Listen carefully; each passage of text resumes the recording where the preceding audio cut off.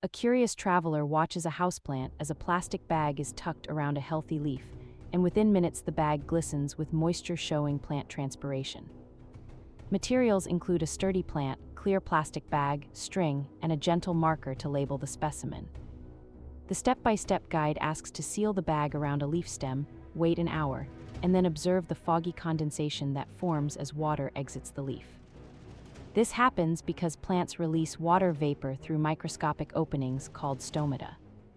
The science connects photosynthesis to a visible breath of the plant, inviting wonder and curiosity.